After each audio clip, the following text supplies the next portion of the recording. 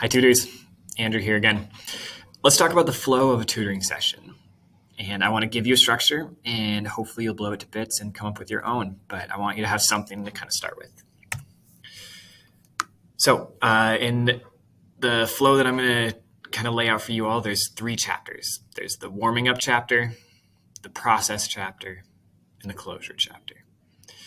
And warming up and closure will hopefully take up not too much of the time of each session.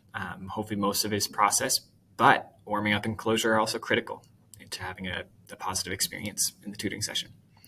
Let's dig in. So starting off with that warming up, first thing that we talked about in our synchronous training is just connect with them as people, right? Like we are humans, especially when we're new to a relationship or a connection. It can feel choppy, it can feel scary. And so just creating the groundwork of having some sort of human connection with students will really pay off and will go a long way.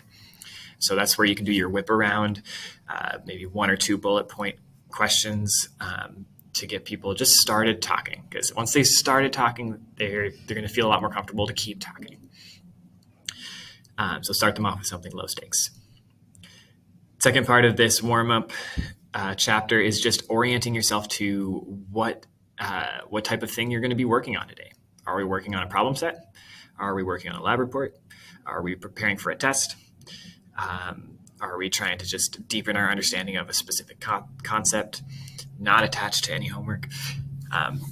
This is where you kind of establish that. And honestly, your orient could be your 3rd bullet point whip around, right? Because each student might be bringing something different. Some of them might have questions about problems. Some of them might still be working on that lab report from last week. So getting an idea of the lay of the land. Then from there, you can go on to chapter 2, where we're doing the process. And we always start the process with where are we? And that's kind of that map analogy of you can't tell anyone how to get somewhere else on the map if you don't know where they are on the map. So making sure that you figure out what do they already know in this concept, what they already know in this problem. What meaning can they already make with your WIS-WIM, right? What I see, what it means. They can for sure notice things that they see, and they can probably unpack some of the meaning. And so you want to ask deepening questions to kind of get at what they already know. Then from there, you go to your meaning making. So this is where you might need to do a little bit of modeling. You might do our strategy called the I do, we do, you do. I have you do in parentheses because the meaning making process is kind of the I do and the we do. The you do, where the student's actually doing it, is kind of the next part about figuring out where are we now. Another meaning making process could be co-creating tools. So this could be like drawing a graphic organizer, coming up with like a standard procedure for working through problems like this. Ideally having them write it out in words that make sense to them. And these are tools, the I do, we do, you do, and the co-creating tools and the deepening questions. Those are all things that I'm going to kind of unpack in other videos as well. So it might not mean much to you yet, but it will. After you've done some of the meaning making, you can't just stop there because you don't know what a student has actually picked up until they throw it back to you. And that's where the where are we now comes into play. So my kind of big phrase for this is giving the student the marker. Like if you've been drawing on the paper, if you've been drawing on the whiteboard, if you've been drawing on the virtual whiteboard, whatever, you need to give the student the marker because you've already learned these concepts. You've been through the classes that they've been through, but they're the ones that are going to have to actually write their name on the test and show something that they know. And so give them the markers, see them working through their own process. That's where we get that process thinking, right? And it'll also give you incredible insight into where there are still misconceptions or where there's still work to be done.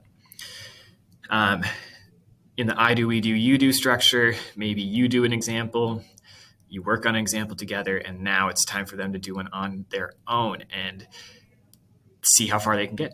with just what they could do on their own.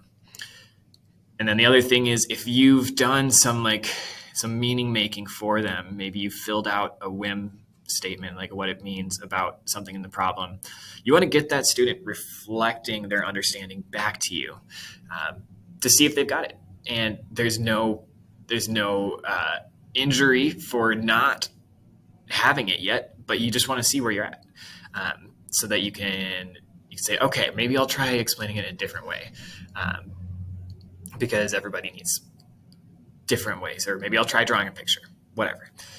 You don't know what else you need to do until the student reflects back their understanding somehow.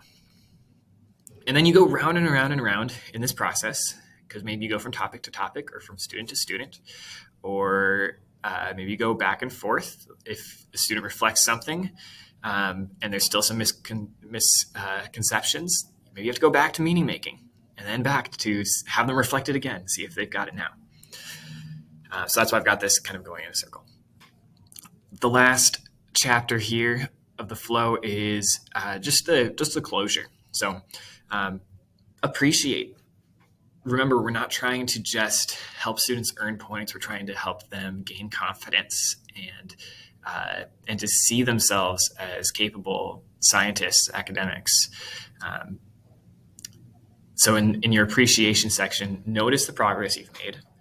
Also notice how they've engaged with the process. You're not going to be able to appreciate their process if you don't ever give them the marker, right? So it's key that you give them the chance to show you their process so that you can appreciate it later. And that's kind of the goal. And notice their courage to be tackling completely new things. Remind them that every subject is a language, and of course it takes a while to be fluent. Of course it takes courage to talk the language when you're not fluent. And then lastly, just closing out, showing some anticipation for next time. I'm excited to see you next time. I'm excited to keep working on things.